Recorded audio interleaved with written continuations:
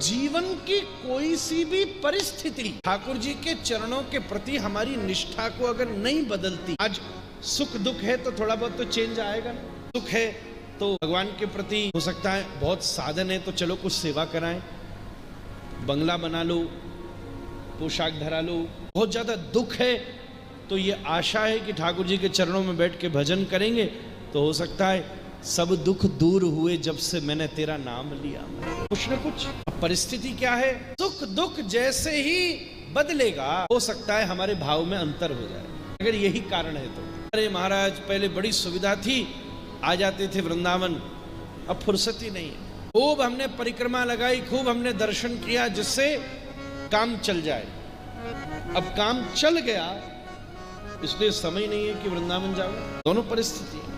अब क्या करें, अब समय समय है तो वृंदावन के अलावा हम कहां जाएंगे।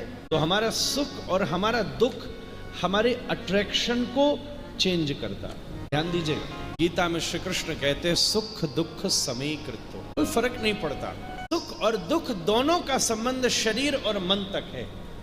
मैं आपसे एक हाथ जोड़कर विनती करूं, बहुत ध्यान से सुनिएगा। मैं आपका आज विशेष अटेंशन चाहता हूं, थोड़ा मुझे भी ज्यादा परिश्रम लग रहा है और यात्रा भी करके आया हूं सीधा, पर फिर भी आप सबकी प्रसन्नार्थ पूरा परिश्रम करके बोल रहा हूं, इसलिए आप भी थोड़ा ध्यान से अपना योगदान दीजिएगा। You have to pay attention। मैं आपको बहुत हाथ जोड़कर विनती करूं, एक समय ये भी समय आ जाने दीजिए कि अपने सुख और दुख से अपने गोपाल को अलग कर दीजिए।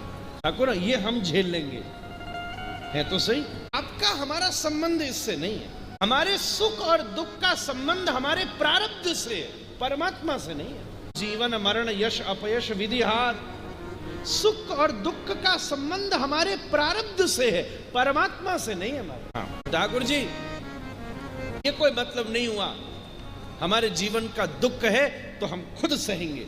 और हाँ, परिस्थिति कोई सी भी हो, बस इतनी सी कृपा करना, आपकी विस्मृति न होने पाए, आपकी विस्मृति न होने पाए। इसको कहते स्थाई भाव, इसको कहते स्थाई भाव। मैं बहुत सरल कह के विनती कर रहा हूं। और जब स्थाई भाव हो जाए और ठाकुर जी के चरणों में रति हो।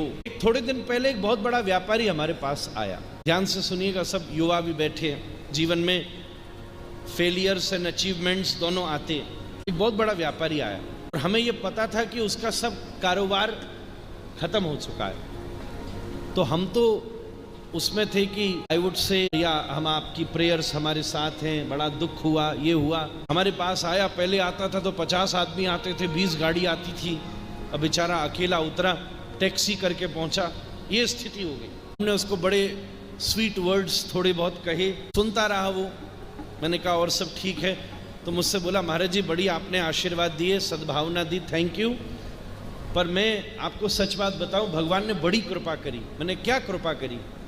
बोले महाराज जी बचपन से माता के संस्कार से, बड़े महाराज जी की कृपा से थोड़ा बहुत कथा सुनता रहता था, तो मन में मेरे कब से इच्छा थी कि मैं कभी कम से कम चातुर्मास्य 4 महीने व्रज में करूं, कभी पूरी श्रीमद् भागवत जी आगे से पीछे तक पढ़ूं, कभी नित्य राधा रमण जी की मंगला का दर्शन करूं, कभी वृंदावन और गिरिराज जी की परिक्रमा लगाऊं।